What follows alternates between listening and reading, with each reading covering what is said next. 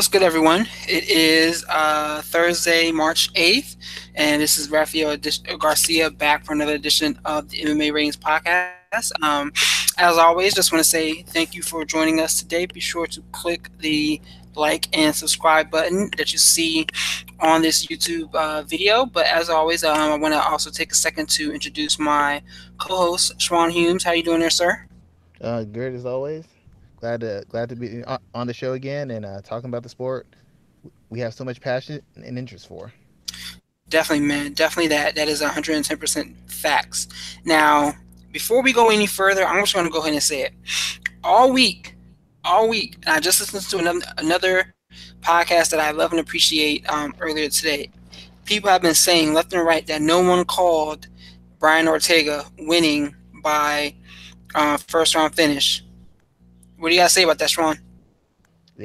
I've been hearing the opposite. All the people who said that Edgar was gonna win, all of a sudden now were like, no, I called it that way. I knew that Ortega was a problem. I'm like, I didn't hear anybody saying that. I'm like, I didn't hear y'all saying that. Y'all said it was experience. Y'all said he was gonna take him down. Y'all said he was gonna outbox him, and and it just didn't happen that way. And I ain't get no credit for it. I ain't get no love on Twitter. I ain't get no love in anywhere. Nobody's mentioning the fact that I called it. And I actually, on our show last week, I said that his stance improvement. He's got the jab. There's a chance he can finish him on the feet because Frankie's predictable. He runs in, and I said he can catch him with a counter hook. He can catch him with a counter uppercut, and he finished him with an uppercut. And I can't get no love. So I don't know what to say. So here's the thing, man. We're not gonna. I don't want to harp on this too much yet, but go back if you do not believe us. Go back, listen to our show at last Thursday. The evidence is there. The proof is there. Just click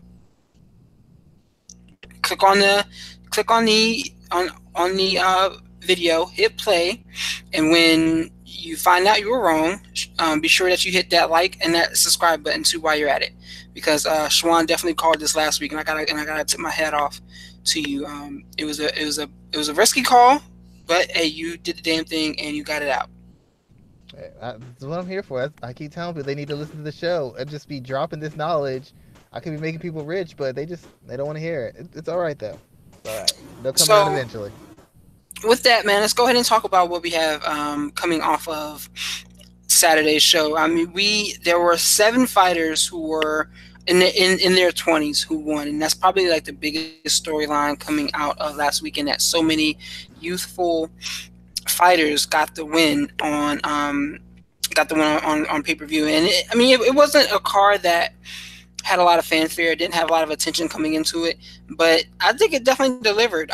Something else I'm going to talk about is expectations going into these cards. But what do you guys? What did you think about the fact that so many young fighters won, and they won at a time when the UFC is struggling to build up these young fighters? What were your thoughts about that? Well, it's really important that they won because I mean Frankie Edgar is considered a star in the UFC, but the fact of the matter is Frankie Edgar is not a star in the sense that he drives pay-per-views, he drives ratings. His popularity doesn't translate into actual cold hard cash. So he's only so much of a benefit to the UFC because they can depend on him. He puts on good fights. He has a certain fan base, but he doesn't help their bottom line the way they needed to be helped so they can move to the next level. So when you have a guy like Brian Ortega who finishes them and finishes them in such a spectacular fashion, that makes an impression. That's the kind of thing that you keep talking about for days, weeks, months in a row until his next fight because you've never seen someone do this to a guy of Frankie Edgar's caliber before. You've never seen a guy be so dominant and show so much improvement from the first time he's in the octagon to this point. That's the kind of thing you can build on. That's the kind of thing you can get the fans behind. That's the thing you can. That's the thing you can sell. If Frankie would have beat him in typical Frankie Edgar fashion, what would the story have been? The veteran takes the rookie out. That you can't sell that. Frankie Edgar's had his chance to become a breakthrough star, just like Brian Caraway had opportunities to become a breakthrough star. Kat Zingano's had chances to be a breakthrough star. Benil Dariush had opportunities to move to the next level. They were always unable to break through with the fans and break through as elite fighters. So it's like you've had your chance, and the worst thing that can happen in any division is when the old guys or older fighters across the board are constantly pushing back the young, developing, popular fighters who might have a chance to develop the fan base and might have a chance to move to the next level as far as their Q rating or their brand. And that's in the best example of that. Look at heavyweight and light heavyweight. It's all a bunch of old guys essentially running the division. For the most part, those divisions don't have the glamour and the fame and the attention that come with lightweight. They come with welterweight. They come even with middleweight because it's just a bunch of guys who aren't the best anymore, taking out young guys, proving that they're not the best either. It hurts the brand all around because you have guys who aren't stars, who haven't made it, and aren't ever going to be stars, who are taking all the prime opportunities and the prime matchups from any youngster who might have a chance of breaking through and becoming a star. So for once, the UFC is having young guys who haven't had their story told a million different times, who we don't know how good they're going to be, and they're moving to the next stage. They've passed the test. They're moving to the next stage. That's the way it's supposed to be in life, in sports, in almost everything. You have your time. If you don't get it done in your time, you got to step aside and let the new people who haven't had their time come forward and move and get their opportunity. So let's talk about that next stage because, as I mentioned, 20, these 25, excuse me, these 20-year-olds pulled out key wins on Saturday, but we really don't know what the next stage is. And I'm using next stage in air quotes because it can go one or two different ways. These guys can, all of these men and women can go out there and they can lose their next fight. I don't think that's not the takeaway here. It's that aside from Brian or Ortega and probably Caitlin Vieira, because I think they defeated some very prominent, experienced veterans in the sport. The rest of that lot need to be brought up in a slow and patient manner. Especially Mackenzie Dern, and we're going to talk about that more later. But I think that that's what the UFC needs to look at next, bringing these guys and bringing these men and women up in a way that allows them to continue to grow without pushing too much on them too soon. Yes, I understand that the organization needs to make new stars, and they need to do so quick because they have to. They need revenue, and the way they make their revenue is by people sitting down, spending their money to watch these athletes compete. But they can't cut their nose off in spite of their face right now, not with such a crop of young talent coming up all at the same time. Well, the thing about it is, and this is one thing UFC has never learned from boxing. As we know, you know the heavyweight champion Deontay Wilder, correct? Correct. I saw him Yeah, kill old boy on Saturday. yeah. The first half of his career, like he was like 20 something fights into his career, and he's fighting guys who were straight bums. But they kept him fighting, they kept him active, they kept him in front of the cameras. And yeah, he was never a superstar, but people saw him getting knockouts. They had some idea of who he was, and he was getting a chance to work out all the kinks, his timing, his ring IQ, his technique, as he was facing guys who got a little bit better from each opponent, but really weren't guys who could really test him. So then when he eventually got his opportunity at a title, because at some point, basically what I'm saying is you have to move people correctly.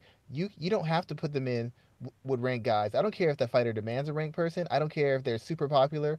Their popularity does not benefit from them getting beaten within an inch of their life versus an opponent that they weren't ready for. You move them accordingly. You have them against people of different calibers, with specialties in different areas, that is going to help them develop their all-round game, help them discover what their game is and their identity as a fighter, help them work in all the things that they have their weak in, all the things that they're maybe a little shaky in, so they can have a fleshed out, nuanced, layered, all-round game, so that when they are tested, when they are put in a bad spot, they are prepared to act and react accordingly. But with the UFC, and they've done this terribly. They've never been able to move a prospect because they always rush them too fast. Paige Van Zandt should never have fought Rose Namajunas that early. She should have been moved up to another middling kind of girl, another average kind of girl, and another average. She shouldn't have fought Rose until like another three fights down. She was not technically, nor physically, nor strategically skilled or prepared or refined enough to be fighting someone of that caliber. But they threw her in there because they're like, she's so popular, we need to justify her popularity. You don't have to justify anything to the fans. You run it like a business and run it professionally. If you had your own business, you don't go from serving 20 customers to 2,000 in a week. You can't maintain that kind of business. It's a undue stress that's going to sabotage your company's future. And what they keep doing is they keep trying to rush to grab the gold instead of rush across the tightrope to get to the gold instead of building a bridge. As long as you get to the gold, it doesn't matter.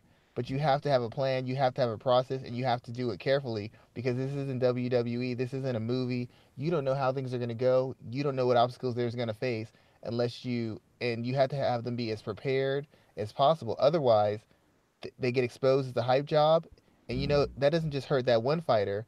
That hurts the next fighter you put the machine behind because they've already seen 3 or 4 hype jobs fail. So you tell me this next guy's the next guy, this next girl's the next girl who's going to be on top. Why do I believe you? I've seen the last 6, 7, 8, 9 girls or guys you told me who are going to be the future of the sport get smoked by a 15-11 middling club fighter, get submitted, get beaten up, get knocked out. So now I have no faith in your ability to assess talent. I have no faith in whoever you put the machine behind, which means even if you have a potential prospect, I'm not paying for them. I'm not buying into them because the last 3 or 4 prospects you told me were flops, they were fakes, they were frauds, and I'm not supporting that anymore. I'm making a stand. So they have to do it professionally. They have to do it methodically, but MMA has never learned how to do that. All they do is throw prospects to the lions and basically take away stars before they have a chance to be fully developed. And it's interesting because I was listening to a show this morning or this afternoon, and they were talking about the women's strawweight division and um, who can they put Dern against in the future, and the same should go for any of these prospects. The conversation needs to kind of be about who can we bring in to fight these athletes, not necessarily who's on the roster right now, but let's look around and see who can we bring in to compete against these men and women, and not make it like a death defying test right out the gate. Like if you look at someone like I got 2 names for Dern. I mean, Either like bring Mangana back or go with Kaylee Curran. She's like 1-5 in the UFC. Great athlete. they just let Yeah, Caitlin Curran go. So I mean, bring her back. they could do that. But hell, they can bring, like I was gonna go with Magana or a Pearl Gonzalez. They can bring one of those two athletes back, and that could be a fight that I believe Dern could easily win there. Not, and I'm not gonna say the term easily, but that would be a fight that she should be favored to win, and they could slowly build her up along the lines of that way. They need to, instead of looking at their roster and saying who can we put this person up against next, to leverage, um, that opportunity. They need to uh, slowly build these individuals up with the fights that they can make, and it is kind of in par with what professional boxing does, where the top fighters don't fight the most dangerous competitors until they get to 20 some odd fights in the game. I'm not saying that the UFC can wait that long, but there's no reason, like we shouldn't even be talking about Mackenzie Dern fighting anyone within the top 15, especially not at strawweight, until what, in the next year at the most, 6 fights down the line, She five, she 6 fights. she depending on how she progresses, because if she's like O'Malley and she makes a huge leap, that's different. But I'd say 3 to 4 fights because the UFC's done. They did it with Roger. I know people old school hardcore fans will know Roger Huerta. They had him in favorable matchups. He was coming into a star, and then they pushed him too far. They put him in a fight with the matchup did not play to his favor, and once he lost, he declined. Jessamine Duke, who came in with Ronda Rousey off that season of Tough, she should have went to Invicta and learned how to fight, learned how to be a pro, and manage her skill set. Our previous guest, Jason Adams, a manager, said he saw her. You see her in training; she was good, but there was a disconnect between the training and the legitimate fighting. And instead of putting her in with girls, because you can put a prospect in with somebody who can beat them, but you put them in with somebody who's going to out wrestle them or out grapple them, not someone who's going to beat them within an inch of their life or beat them into submission, because you're damaging them before they become fully formed. And if you do too much damage, they never form in the complete manner they need to be a legitimate fighter. So you match them with somebody who might submit him, who might out wrestle him, because that's not a bad loss to the fans. Oh, you got out wrestle, you just fix that skill. Oh, you got grappled, you just fix that skill. You get in a back and forth war and you get knocked out, or you have to have the ref pulled off you. Mentally, you might have damaged that fighter. They might never be able to recover because getting knocked out in your sixth or seventh fight is different than getting knocked out in your 12th or 13th or 14th fight when you got more experience, when you kind of gotten a grasp of what being a pro is, and you understand the limitations of yourself and of your game. They're just exposing these guys to the wrong kind, like you said before, they're giving them the wrong kind of threats. There's certain losses that are good losses that you learn from. There's certain losses that take something from the fighter and put a hard ceiling over them moving forward. Yeah, and I just don't. This is everyone's excited about UFC for the right reason right now. People are excited about the idea of what's Brian Ortega going to do next. Who should Sean O'Malley fight next? What about Mackenzie Dern? Like they're excited to look forward to these men and women fighting next. Compare that to the way people talk about Paige Van Zant and Sage Northcutt. It's almost like a, oh my God, why is the UFC shoving these people down our throats? The narrative between the two are totally different, and I hope they learned enough from the way they pushed and promoted Paige and Sage in such a way that turned people off from them. Um, Sage someone is starting tried. to get a little bit. He's starting to get a little bit back though. He He's come is. back. He's put some wins together. Paige, on the other hand, she looks the same as she looked 3 years ago. And yet they still want to push her to the forefront. They want everyone to talk to her, and that's another conversation. But I definitely am pleased with what I saw on Saturday. I think it was a great card. Not a great card, but it was a card that I enjoyed watching from start to finish. It was definitely something, it was worth my time. And I would like to see, I hope that we see something positive next from these prospects in the future. Before we continue on with UFC 222, we're going to come back to that during our recap portion of the show. Let's talk about some other news from this week. Did you see the Canelo Alvarez controversy surrounding his failed drug test leading into his May 5th rematch against Triple G? Yeah, I heard about it. It's bad on a lot of levels. A lot of levels. Why so? Let's talk about that. Well, you know that Canelo's like super rich. He owns ranches for one, and B, his trainers who've been training him, developed him as a fighter. They're both in that business, like butchers and processing meat and providing meat for stores and for people. Like that's their business. So how do you have one guy, people who own ranches, who deal with animals, who that's how they made the majority of their money in their life is doing that? How does that happen with all these people who are so invested in that line of work? You know, I mean, yeah. I Go mean, ahead. it's like you covering a grappler who was a fake black belt. The grappling thing's your world. You cover that. How did he fool you? That's supposed to be your thing. If he fooled me, that's possible. I'm not as in depth. I should know too, but that's your thing. Grappling's your thing. How did you not see this? He's a fake black belt. How did you not notice? I mean, that's what they do. That's what they've spent their life in. They deal in that ranches and animals and selling meat and slaughtering. That's what they do. So how did this slip through? Given what's on the line, given the money you have, given the resources you have, and the ways you make your money, how did this happen? It might have been an accident, but when you deal with that line of work, how do you let that accident happen? Good point. Because I mean, and God forbid, let's say he fights Golovkin and like he just he cold cocks him, knocks him out in a couple rounds, vicious knockout. I mean, it's all gonna come down on him. He's never gonna get away from this, whether it's an accident or not. This is something you just can't let happen, and it happened to him. And they can say it was a meet, and maybe it is, but it's just something that's gonna overshadow the fight, regardless of how it goes. Especially if he wins by some kind of knockout, or if his punches seem more powerful this time around. Well, It's let's talk about that because do you think it will overshadow this weekend, or is it just going? Oh, not this weekend. Excuse me. When the fight occurs on May 5th, or is I mean it's almost 2 months away. Is there enough doesn't time matter. that the story kind of dies out as the fight promotion grows? It will not matter. This will be something they mention the fight promotion. This will be mentioned repeatedly. I mean, like he got caught with trace with enough in there, and they're saying it's tainted meat, but the fight's still going on. I mean, Golovkin could pull out of the fight. He could really just end the fight right now because and nobody would question him because you don't. I mean, there's science and everything. I don't know the science of it, and I'm not saying I do know the science of it, but just the way it looks, it's just not a good look right now. It's like if you're a guy in Hollywood and someone accuses you of harassing a woman or trying to date a woman who doesn't have interest in you. That's that's no good right now. It's no good, period. But in this day and age, in this atmosphere, you can't be associated with that at all. You're gonna lose everything. You lose whatever job you have, lose whatever movie you have, lose whatever position you have. It's a wrap. Now Canelo's a big enough star. It's gonna over because he's such a big star. It's gonna overshadow the whole thing. He's like the biggest star to ever be in this position, and it might just be trace elements. It might just be an accident. But who's a bigger star than Canelo Alvarez? Like as far as popularity and money, who's been busted on some sort of performance enhancement or failed a drug test?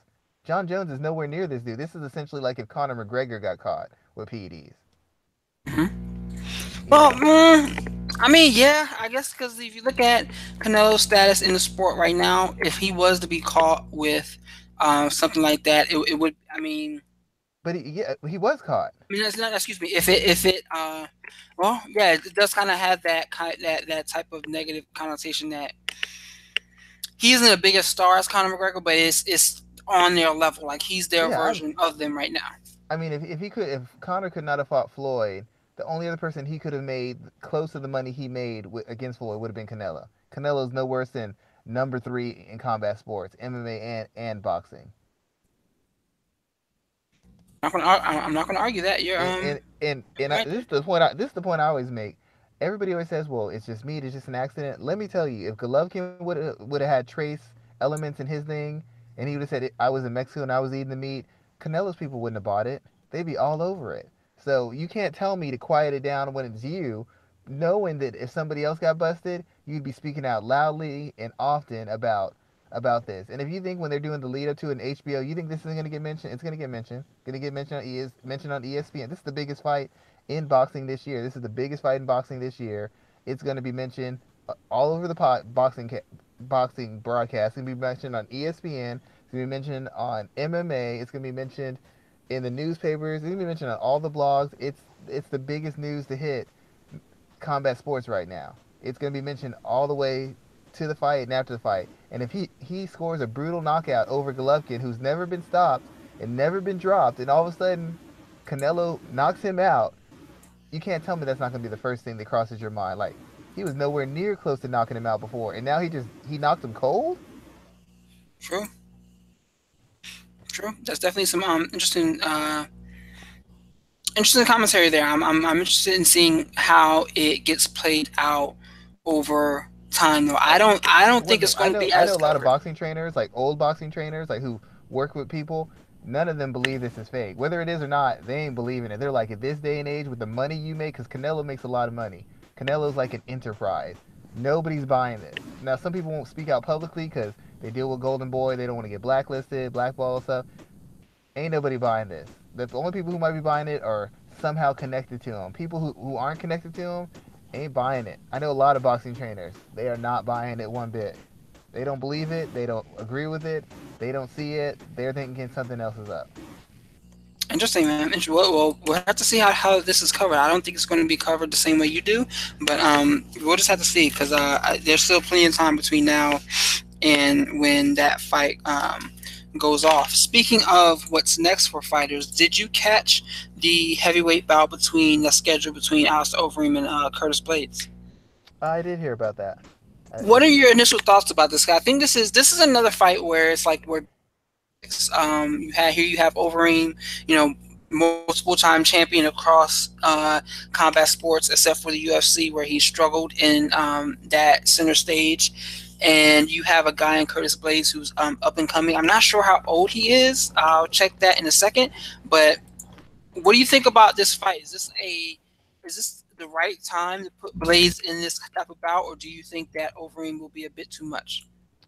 It's a right time. I don't think it's necessarily a fight he can't win, but people keep on sleeping on Overeem.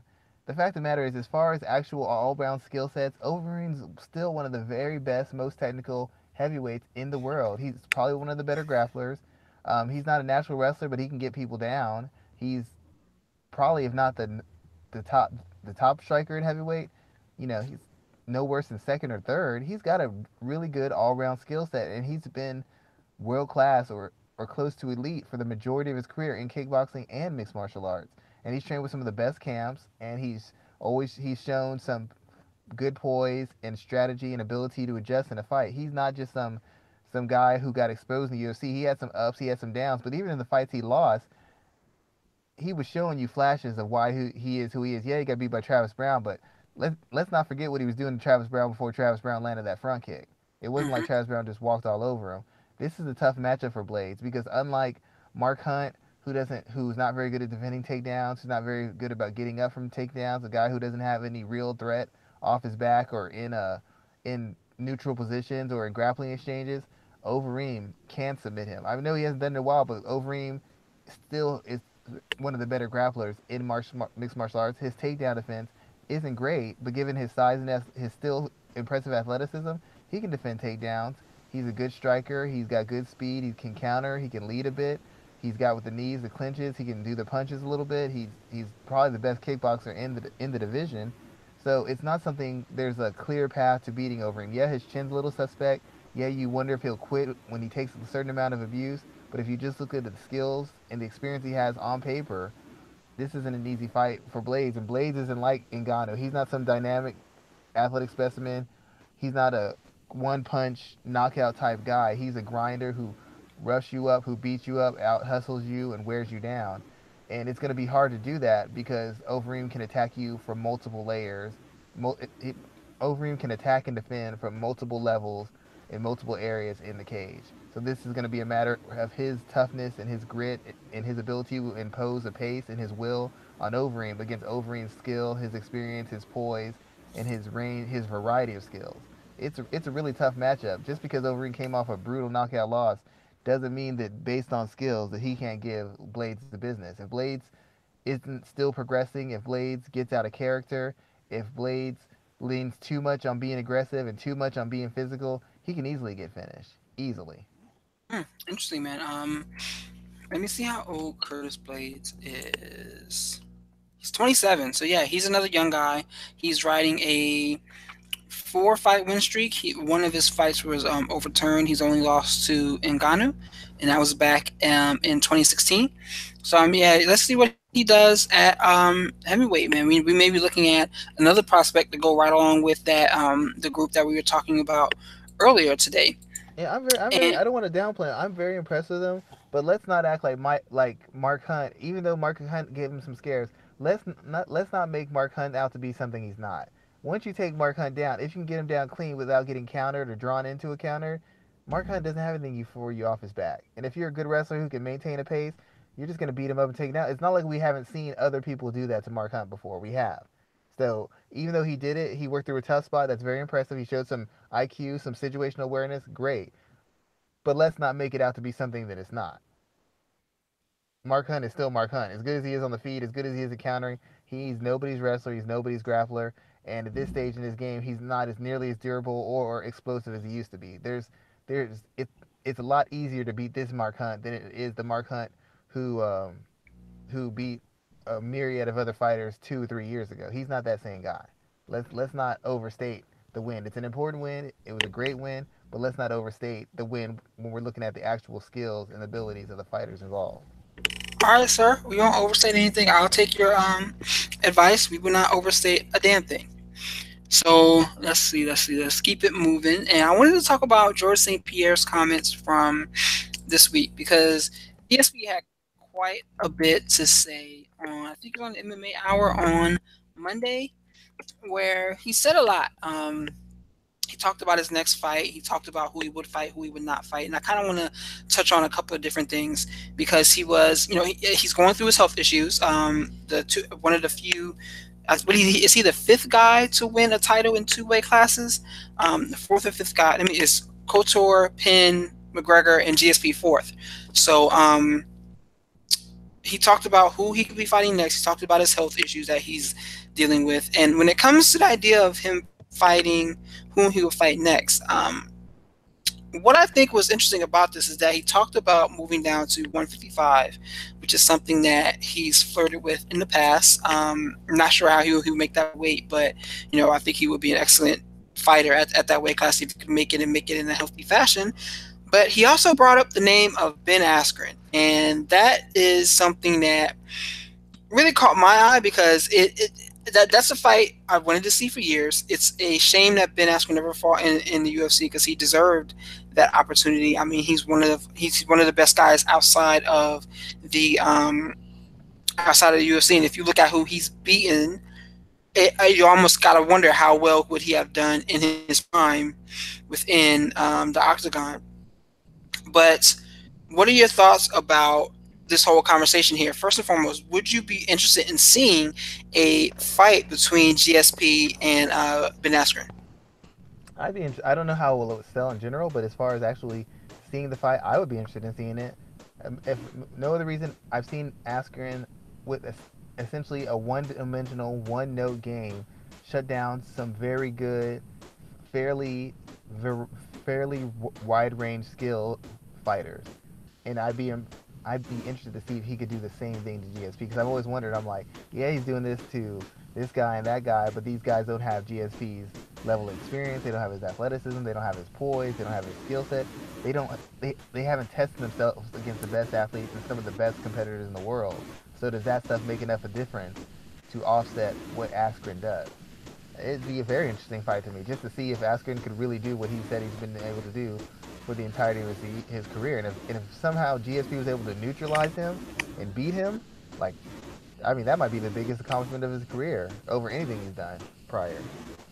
So there's a few things that I want to say about Astron that kind of stand out to me. If you look at his record now, or if you looked at his record when it was occurring, it's kind of like, it wasn't as much of a thing. But when you look at the names that he's beaten and how they progress, Andrei Koreshkov, Douglas Lima, probably his two biggest wins. Seeing what they're doing now, do you think that that adds any value to his resume? I would not pick Askren over either one of those guys now, but looking at what he did back then and how he did it to both of those fighters, does that make you think of him any differently? Um, well, the thing about it, I think, in a lot of senses, I think he might beat those guys the same way. I mean, you saw what happened to Lima when he fought McDonald. McDonald just wrestled him, That's and true. he wrestled him with a damaged leg. And McDonald's got good wrestling, but a lot of his wrestling success is because he's a little bit bigger. He's actually probably a middleweight fighting a welterweight, and he has the striking to set up the takedowns, and he's tough enough to take the heat and get under and let you commit to your shot, tie you up, and finish the takedown. It's not as technically correct, nor does he have the variety in his game and the athleticism of Ben Askren. So, but the fact of the matter is, Rory McDonald was able to get his hands on Lima and repeatedly take him down, and Lima either was unable to get back up or just didn't have the good sense to try to get back up to force the fight on his feet. So if you're telling me Lima has the same fight IQ or his wrestling and his transitions or his ability to hit sweeps is so poor that he can't get McDonald off him, then you're gonna have a hard time convincing me that Askren couldn't find some way to get him to the ground and control him, if not beat him up and submit him again. Same thing with Korshkov. He's a good fighter, but all the guys he's been beating up haven't been really anywhere near national level grapplers or wrestlers, much less legitimately world class wrestlers. King Mo always gets mad at me because I'll be like, oh, I'll say this guy's world class. He's like, they might be world class in MMA wrestling. They are not world class wrestlers. It's different when it's a world class wrestler. John Hendricks is not a world class wrestler. Neither is Josh Koscheck. So these guys haven't beaten another world class wrestler, a guy who, if he gets his hands on you, takes you down left and right. I mean, Askren's almost like a less violent Khabib Nurmagomedov. I haven't seen anybody resist him or hold him down or shuck him off repeatedly. He gets his hands on you, eventually gets you down, and then he just roughs you up. I think he could do it to them again. I haven't seen them beat anybody who tells me differently. Okay, all right. So I'm not going to disagree with you there at all. He also had some pretty other intriguing comments when he talked about um, I think my biggest takeaway is I loved how he talked about him not being a fighter that Dana White could control. I think that that's the most important thing. I want to read the whole quote too as well.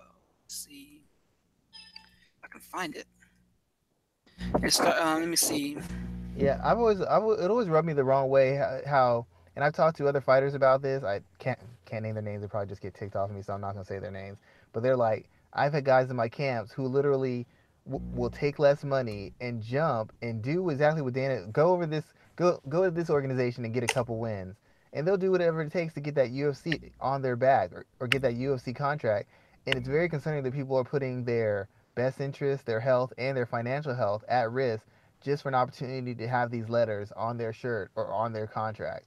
And it's like so many guys who are strong guys, good parents, good husbands, some of the most dangerous fighters in the world, people in the world, and this man who's not a fighter and isn't like some lifelong 30, 40, 60, 80 years of promoter, and they just do what he says without any sort of question or any sort of pushback. They just do what he says because he's connected to the UFC and they want to be a part of it. And a lot of fighters get concerned because they have these fighters who were willing to give up money and better opportunities and guaranteed checks and fights just to be a part of the UFC. And it's always rubbed me the way wrong the way he talks to people and he bullies them to an extent. And it's always appealed to me that Ben Askren said, you know what, you want me to go over here and fight? I'm not doing that. I'm doing what I want. And whether I get in or not, I'm just gonna live my life the way I want. I'm gonna compete the way I want. And either you're gonna bring me in because I'm the best, or you're just not gonna bring me in. But I'm not gonna let you intimidate me and dictate how I live my life.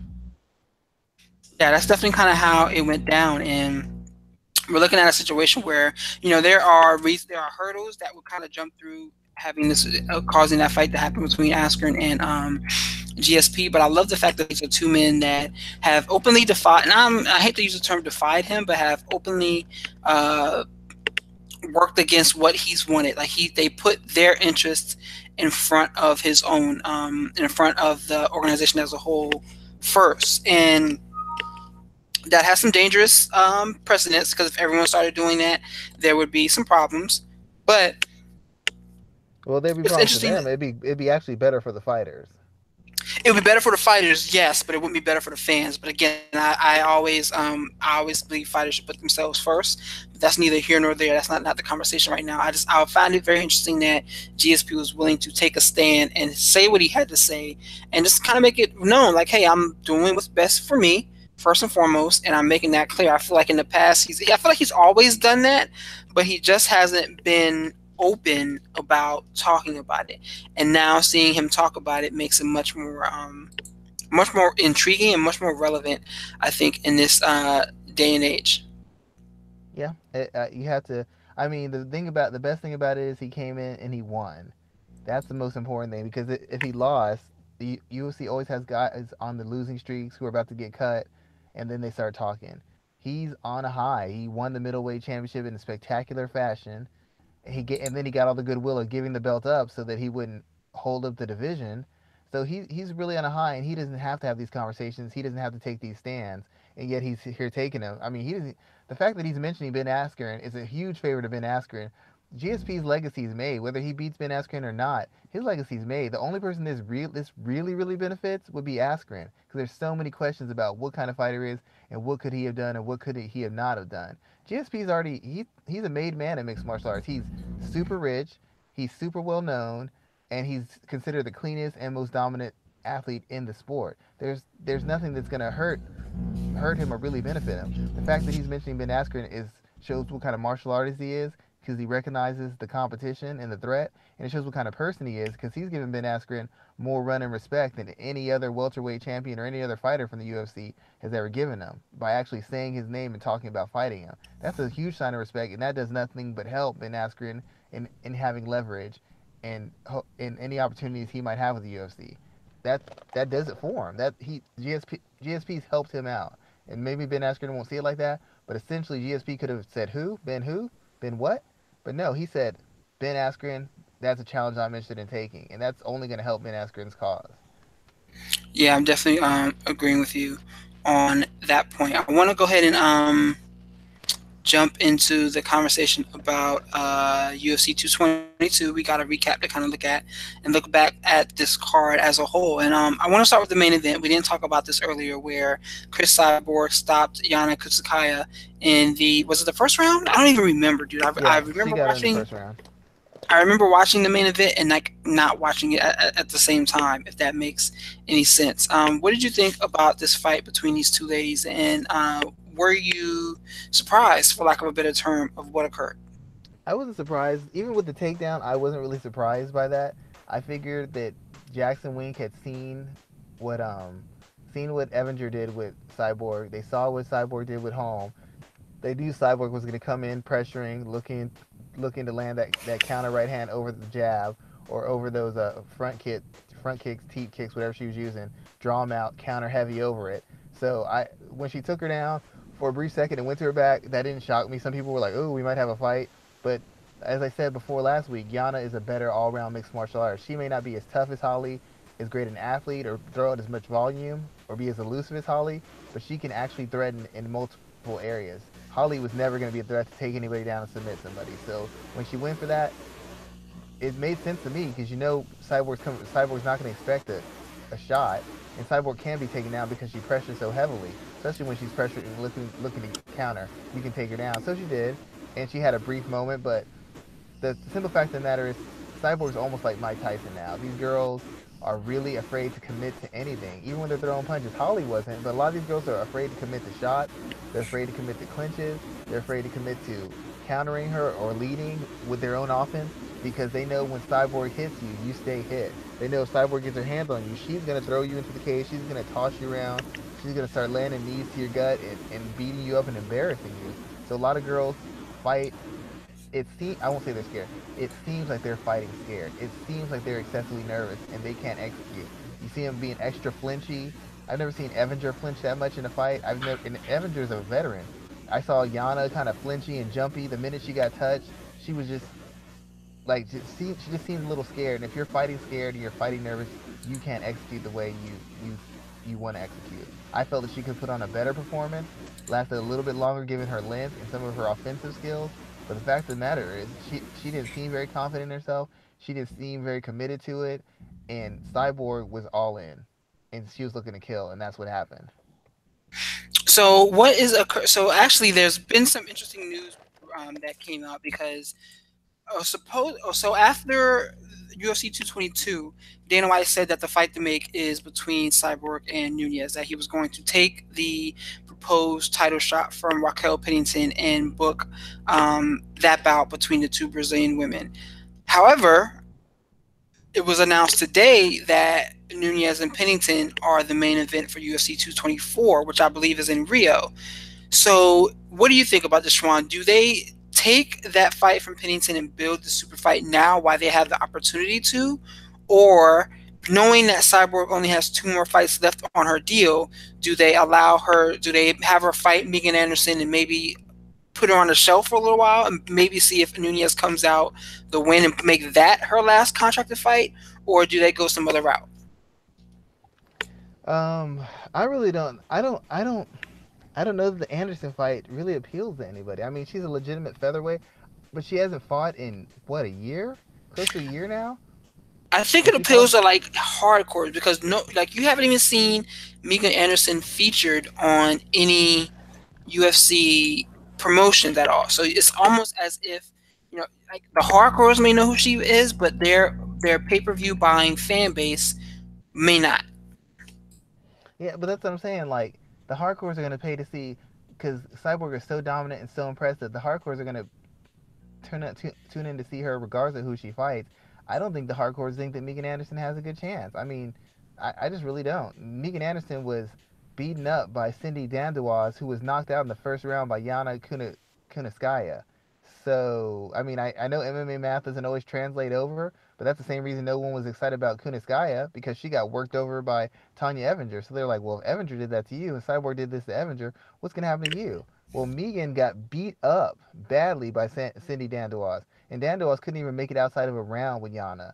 When Yana wasn't even really all that sharp or that developed, she got stopped. One punch down the pipe knocked her out cold.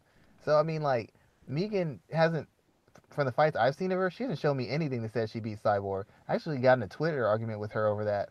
I was like, I don't know what holes you see or what flaws you see. You can't exploit them based on what I've seen. You can't exploit them. I don't. It's not an exciting fight to me. She doesn't have a fan base. She hasn't fought in almost a year. I don't think hardcores are particularly interested in it outside of her being a legitimate featherweight. The Nunes fight would be interesting because Nunes is a top end athlete. Nunes has fought often. She's dominated her division and she's shown dynamic athleticism and power. So that might appeal because we haven't seen Cyborg in with an athlete who generates as much power and has comparable athleticism in theory. Nunes has comparable athleticism. That's what makes that fight interesting. But the fight with Anderson, I mean, you could make the fight with Anderson. But I don't know that anybody cares outside of just seeing her fight legitimate a legitimate featherweight, but she was fighting featherweights in Invicta and nobody cares. So why are they going to care now for her to fight a no-name, fairly unaccomplished featherweight? I'm not going to disagree with you there at all. I think personally that the plan is that they have Cyborg fight Nunez. If she comes out victorious, they book that. fight against Nunez, excuse me, Cyborg and Anderson. If Cyborg comes out victorious, they book her against Nunez for her last contracted fight because they do have a better working relationship now, and I can see that that would be the better opportunity for the organization. I just wonder if they're going to get to that point. I don't know. She might not have the belt because I mean, quite honest, Pennington's a real tough matchup for her. There's a 50-50 chance she don't have the belt and she doesn't get that cyborg fight. And just to remind you, she could have had that cyborg fight earlier. Remember she said, I don't want to fight cyborg, I'm not ready for her. She could have that cyborg fight like a year ago. They needed someone to fight cyborg. They were looking for someone to fight cyborg. And Nuna said she did not want to fight cyborg, or she wasn't ready, or she was defending her belt, whatever she said. The fact is she could have had that fight a year ago and she didn't want it. And now all of a sudden she does because she doesn't have any avenues to make any money, and all the challengers are tough, but they're not going to get her paid. So now she's looking for another Ronda Rousey, Misha Tate kind of paycheck. The only person who can give her that is Cyborg. But as I said before, and I will keep saying this, she could have had that fight a year ago. She just didn't want it. Now all of a sudden she wants it, and the UFC ain't giving it to her right away, and I don't think they should either.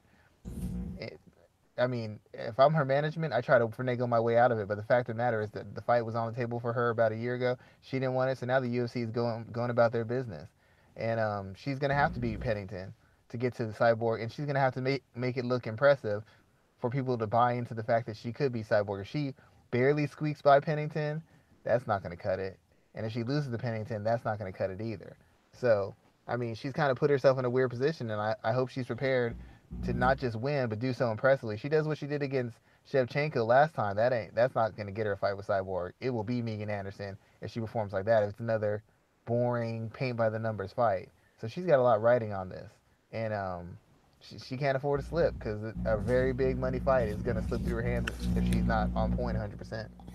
Yeah, I can definitely agree with you on that there. Let's talk about what occurred on the rest of the card. We already talked about Ortega and Edgar.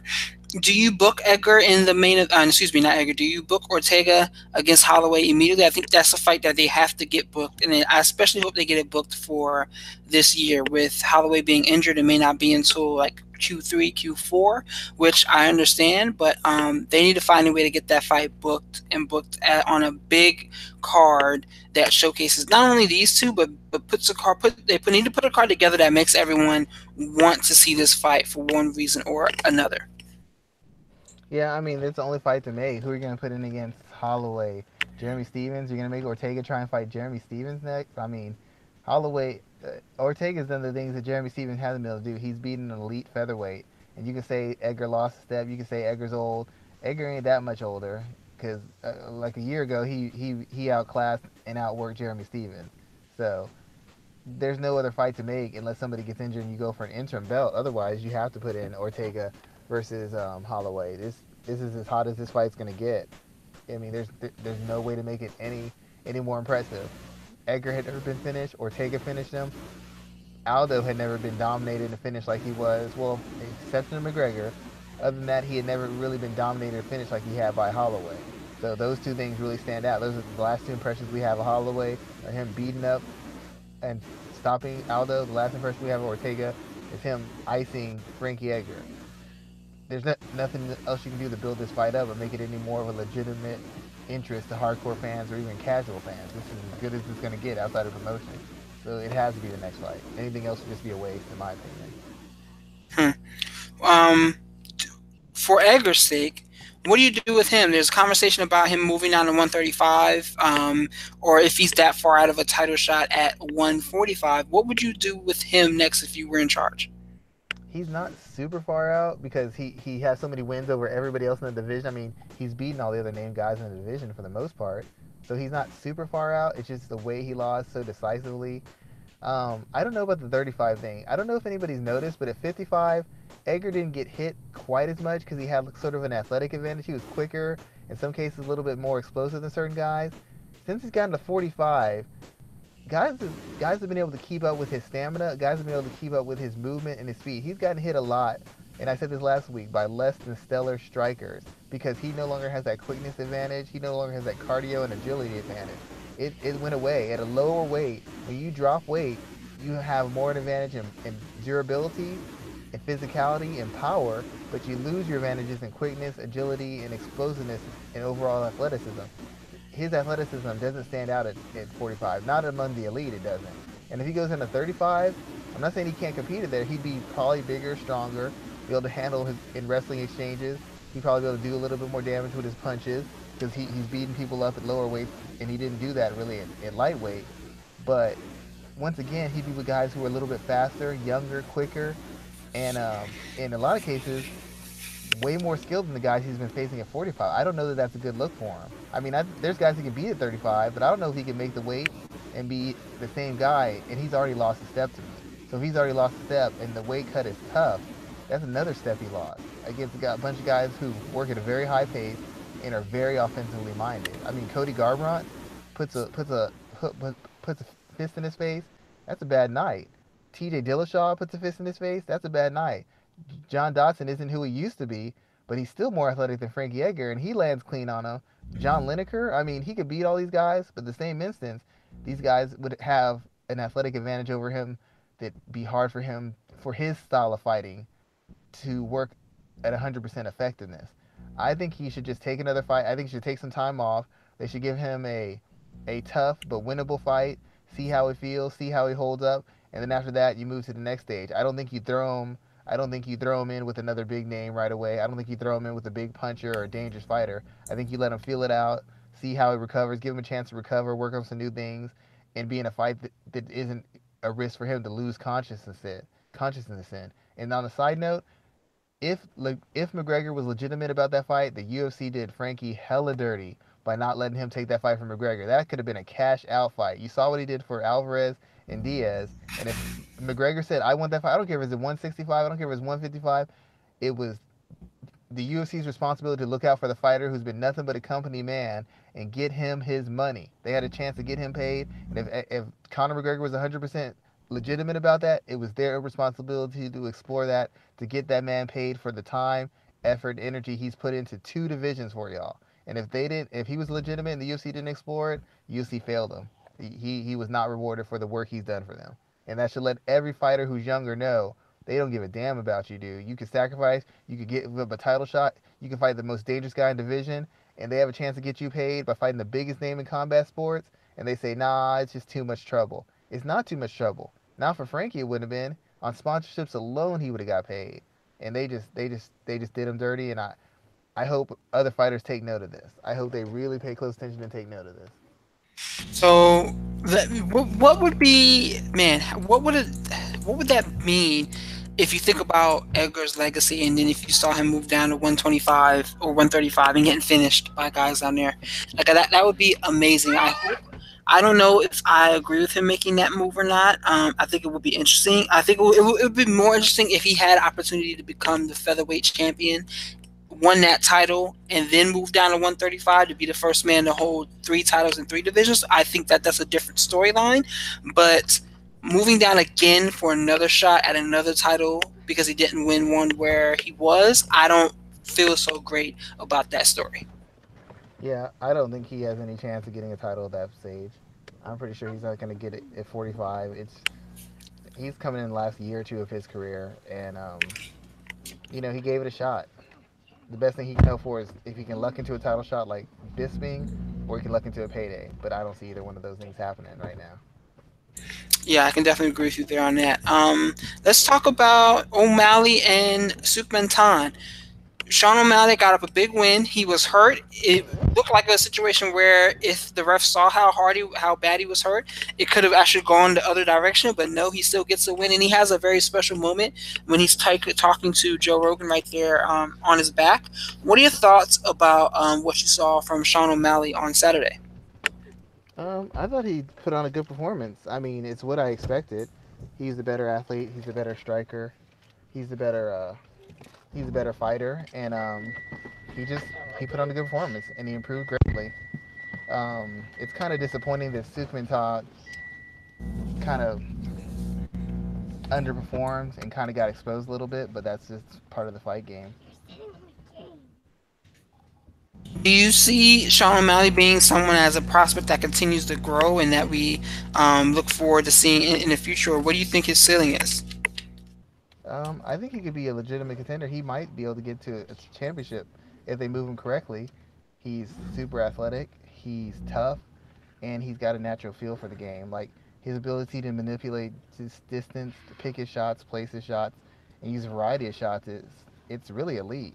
You know, and he showed a little bit of a lack of poise when he fought Tyrion Ware. He kind of blew his load. He got tired. He got gas, and he put himself in a position to be finished. In this fight, he never did that. It was controlled aggression. It was consistency and volume, but it was controlled aggression. It was well set up. He wasn't ever just trying to overwhelm him. He was just trying to out athlete. He was thinking in there, and he was making adjustments, and he was manipulating the distance and the timing and the range to take apart a guy who's a very good counterpuncher and a very good athlete in himself. He showed a lot of natural talent. He showed a lot of IQ and awareness, and that's the thing you want to see in fighters. There's lots of physically talented fighters who fight very stupid and are very unaware. He's not one of those guys. I really think he could be a title contender in the next 2 to 3 years. I wouldn't be in any rush to move him. I'd be trying to give him like 2, 3 fights a year, maybe 2 fights a year, and have him slowly move him up as far as the caliber of talent and the caliber of fighter he's fighting. Yeah, I think he kind of he won me over too, especially with his lead up in the fight week. I think he carried himself very well. He looked interesting. He looked like a different type of storyline He needs than to work on his most defense. of He's the others. gonna That get he knocked out does. if he keeps being so wide. That he does. I definitely do agree with that. Let's talk about Ketlin Vieira though, because she's someone who's not getting as much attention. Maybe because she didn't have such of a as much of a sexy win over Kat Zingano, but she hasn't lost. She's undefeated, and she's running through a division that doesn't have a lot of contenders. Do you put her right behind Raquel Pennington as the next contender at 135? No, I'd probably have to see her at the. I'd want her. I think I'd want her to fight Marion Renault because she fought Sarah McMahon. And Sarah McMahon's not a real MMA fighter. She's a wrestler who does MMA. She is terrible IQ. She's not a threat on the feet, and she's kind of a front runner. She fought Kat Zingano, who's only fought twice in the past 2 or 3 years. I don't know how she's ranked in the top 10. The reason she's not getting more play for a win is because Kat Zingano's really been a non-factor in bantamweight. She hasn't fought consistently in years. And the last 2 times she fought, she got finished in like what 15 seconds versus Rousey, and then got out wrestled and outworked by Juliana Pena. So I mean, there was no hype coming off it, and she hadn't been active, and she only fights once a year. There was nothing to really build any sexiness off of the fight. I mean, Kat Zingano's been a historically flawed fighter. She's not good defensively. She's kind of a front runner. She's not good on the feet. She's kind of an attribute-based fighter who uses her physicality and athleticism to control where you're at and work you over and explode in spots to beat you up. She's never been very technical. She got, I hate to keep saying this like that because I'm a Misha Tate fan, but Misha Tate was ragdolling her. Misha Tate shouldn't ragdoll anybody. She was knocking her around, beating her up on the feet, throwing her down. She's just not that good a fighter. She's like a great, gritty, tough, physical fighter, but as far as skills, she is just not very good. And now she's getting exposed because she's fighting younger, better versions of herself, and they're just beating her up. Okay, okay. Do you think that I'm not? I'm getting a lot of like a lot of noise in the background. I'm not sure what it is. I'm not. It's very loud, but let's move on there because there's two other fights I want to talk about. Where first we have Mackenzie Dern and Ashley Yoder, where Dern got a controversial win there. She won via split decision. What did you see here, man? In my opinion, I think that yes, Dern does have the ability on the ground to stand out where very few other women stand out or have stood out. But she struggles to get the fight down to the floor. She doesn't have great stand up, and she does not have the type of takedowns that I think that are most adequate for MMA. Jiu-jitsu takedowns work in jiu-jitsu tournaments when people are okay being on the ground, but when you have someone that's so readily active and available to try to stop you from taking them down, it's something totally different. And I think that's what we saw with Ashley Yoder here. It's something that looked very different, and I'm not so surprised we saw what we saw. Yeah, I thought she was close to a finish. The biggest problem was, like you said, she doesn't know how to wrestle. She's still learning that part of the game. She doesn't know how to strike. She's basically getting by on athleticism and aggression, and that was the story of it. She fought harder for it. She was constantly attacking. She was constantly pushing. She was getting countered. She was getting her takedowns defended, but she was pushing the pace, and eventually she just broke through against Yoder, who isn't a big hitter, isn't a great wrestler herself, and is mostly a grappler. So Yoder was fighting against type, trying to expose Dern's limitations. Dern's a very good athlete. She seems to want it, but she hasn't been tested. She hasn't spent enough time training to really develop a full identity. She's just doing whatever she feels she can do right now based on her athleticism and aggression. And they need to find somebody who's willing to engage her where she wants to engage and who's a little bit raw as far as the overall skill set so that she can have a chance to compete and develop. Because right now there's a group of girls who would either knock her out or just plain actually might just be able to take her down, beat her up, take her down, beat her up, take her down repeatedly. Because her game's just that it's not cohesive. She's got certain aspects of it together, but she doesn't have it all together, and that's where people can get her at those in between spots that aren't connected. Yeah, I think it's just I'm not surprised. I'm kind of pleased, if nothing else, with what we saw because I hope they put the brakes on rocketing her to the moon. She did draw though.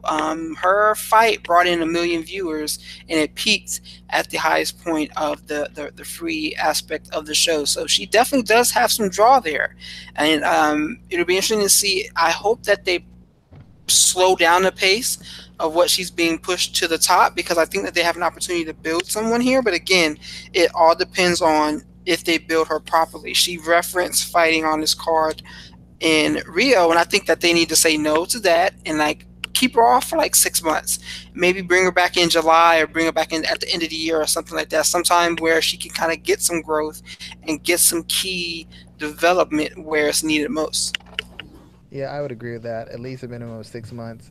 I mean, I'm not saying you got to go all in on wrestling, but you got to get her a little bit more comfortable with striking exchanges and transitioning from striking into wrestling. She's got enough athleticism. She's a great finisher on the ground.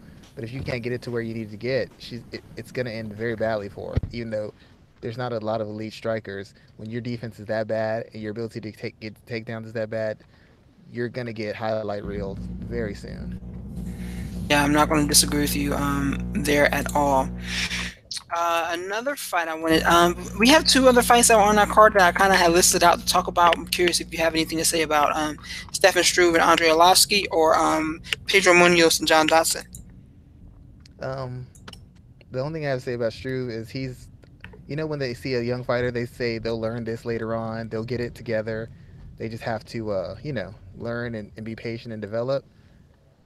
Stefan Hmm. Struve was that guy. Eventually he'll learn how to fight tall. Eventually he'll learn how to fight smart. Eventually he'll use all his tools. He never put all his tools together. He was never able to do that. And it's taken a guy who's still young for the sport and still has a ton of experience at a world class level, but has never been able to get truly elite because he's never been able to put it all together. He's never learned it. So anytime you hear a young fighter, it's like, well, he just gets his jab. He just learns how to fight tall. He just learns how to fight with discipline. People always assume that's going to happen, and he's a key example of a young, gifted fighter with a lot of experience who never was able to put it together, and that's kind of disappointing. But you're starting to see that trend a little bit. Kat Zingano falls in that. Anthony Pettis falls into that. People who were young coming up and had a lot of potential but never realized it because they never learned the finer points of the game to develop themselves and get to the next level. He still doesn't know how to fight tall. He let Andrei Arlovsky get into boxing range. He let him get into tie-ups and got taken down left and right by a guy who's not a really good wrestler and a guy who at this point isn't a very sound defensive striker, and he couldn't get anything going on the feet. He couldn't keep him away. He couldn't outposition him at all. And he's younger. He's fresher. He's got more reach, and he's a comparable enough striker at this point where he should have been able to knock him out or take him down and work him over, and he was never able to do it. I mean, yeah, I'm not going to disagree with you there at all with that. What about Dodson Munoz? The thing about Dodson is he was never. We said that before when he fought Lineker. He had the physical tools to wrestle, to score wrestling, to get quick takedowns, work on the feet. He could do a lot of things, but he always leans on his athleticism. He fights in spots. He doesn't put things together.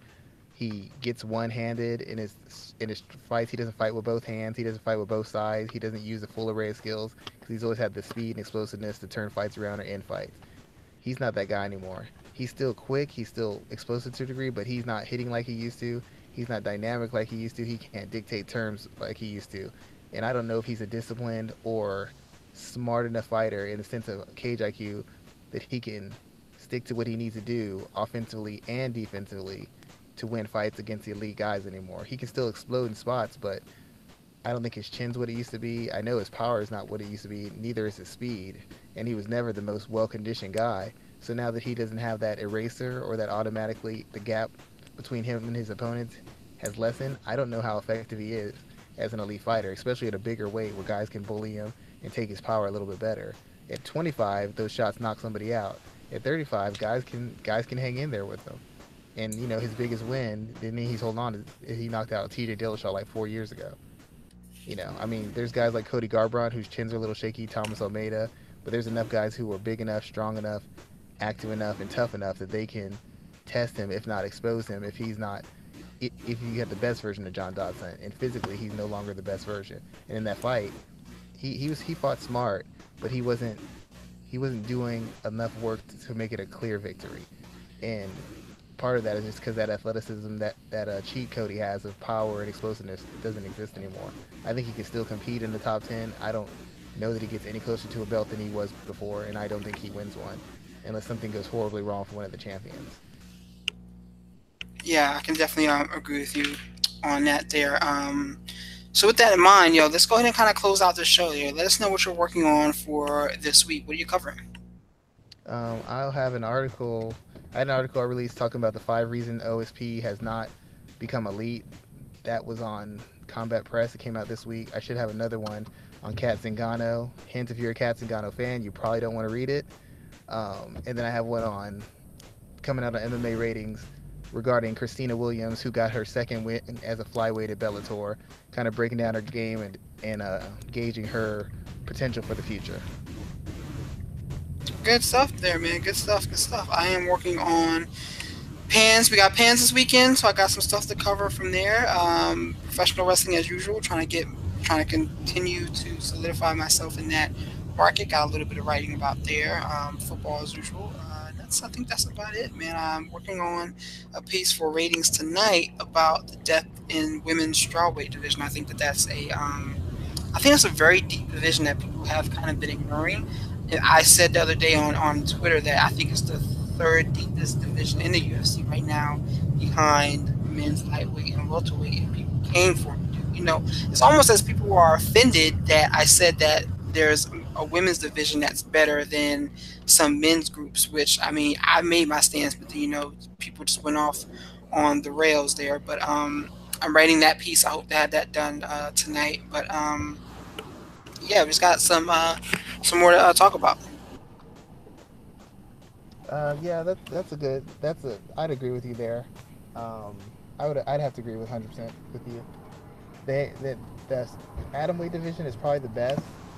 Strawweight and flyweight are better than light heavyweight and heavyweight, and they might be better than middleweight, to be quite honest. Bellator's middleweight division isn't really good. And the UFC's, if you think about it, past about 4 guys, it's not very good either. And we already know about light heavyweight and heavyweight for a fact. So you might be saying something that's unpopular, but you're saying something that's 100% correct. And all these divisions, these lower weight divisions for the girls are the ones that have the most potential because most women operate in those weight ranges when they're in the top shape. It's the bigger ones like 35 or 45 where you start having problems because you don't have enough legitimate athletes who can compete at that size. So you were 100% right on that. Yeah, man, I definitely think that it's something different. So, with that in mind, we're going to go ahead and close the show out. We'll be talking to everyone next week. We'll be back for yet another edition of the show. Schwan, as always, man, I appreciate all you do, and thank you for coming on for yet another show. Yeah, I appreciate you too, man. Thank you very much for having me at Forum. I know I just hope that I don't ever say anything to get you in trouble because I tend to go on these little rants, and I know people don't always like them. Like I said, I'm always just stating the facts as I see them. When I do the tape research, I talk to other fighters. I'm just telling you what other fighters, other coaches have told me, and I'm telling you what I've seen for myself. So it's not anything personal against any fighter or anybody's career. You can always prove me wrong by going out and win, but I got to tell you how I see it. That's my job. That's what I'm supposed to do. And Raphael allows me a platform to do that. And he reins me in when I need to. Every once in a while, he'll tell me, "Don't maybe come down to Texas and choke you out," because I will do it. You might got a jab, but you ain't got that dope. You ain't got that sprawl game. I'll submit you in a second, and I just back off. But Ha. I appreciate you having me on the show. And just so you know, former guest on the show, Arlene Sanchez, wanted me to tell you she really appreciated you having her on the show and the support that you gave and how you let her kind of talk and express her experiences and her views as being a trainer. She really appreciated that. She said she didn't get that opportunity many times, and she really appreciated you letting her be on the show and tell her story and tell the story of her gym. So she wanted me to thank you personally. Awesome, man. Well, as always, we're going to do our best that we can to bring on people one time a month, kind of bring us some different voices on the show. So, as always, thank you for being the connect that brings a lot of these people on. And as always, man, let's keep it going. All right, sir. You take it easy. No problem, man. Have a great one.